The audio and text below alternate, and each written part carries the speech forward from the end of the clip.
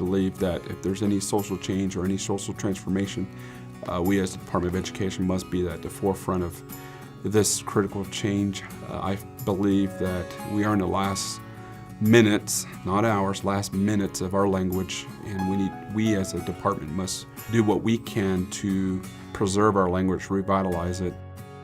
So in January of 2010 is when I was selected as Executive Director of Education. And at that point, the grant for the TV station had already been written. Some of the staff that was going out at that time, I don't know if they was planning on taking the grant with them, but they weren't going to submit the grant. I contacted the lady who wrote the grant and got the copy of the grant and proceeded to turn the grant in, and we received the funding. Well, when I came on here at CATV47, the building of the station was already in place. They were just finishing out pieces, putting in gear. The cameras hadn't even arrived yet, but a lot of that stuff had already been predetermined as to what cameras we were getting, what equipment we had to work with, without knowing what we were going to be doing. So we had to figure that out later. But coming into a ground zero of a startup television station was really interesting. I mean, we didn't know where we were going exactly. We just knew we had to do it, and we had to start making a plan as to where we go from here. So we spent a lot of time just brainstorming. You know, what is the station going to look like? What kind of programming are we going to have? What do tribal members want to see? What do they need to see?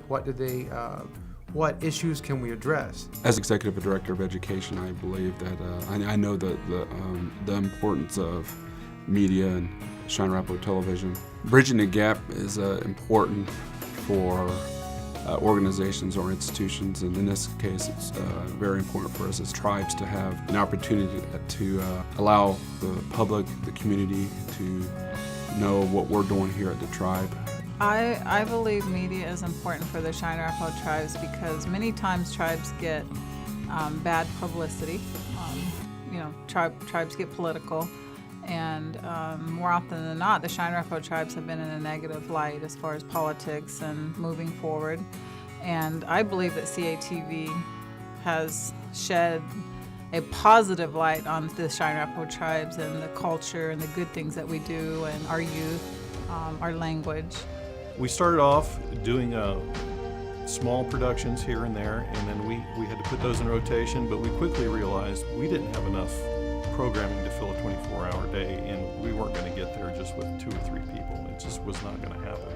Eventually, we got affiliated with FNX, which helped us out tremendously because they already have a lot of programming in place, and we could take their programming and fill out our day, and it really saved us. The partnership we have with FNX here at Cheyenne Arapaho Television is very important. I believe it's critical. They're showcasing some of our broadcasting, and FNX reaches some metropolitan areas, Chicago, up into Canada, and that's even more of our Indian people, indigenous people, Native people watching. The positive aspects of the culture are being taught and learned by not only our tribal members, but non-tribal members. So I do believe a gap is being bridged by the TV station. I do see a future for the Cheyenne Arapaho Tribe CATV station. Number one, it's needed. Number two, I'm not sure that the language and the culture will go as far as it could without CATV. It's a struggle.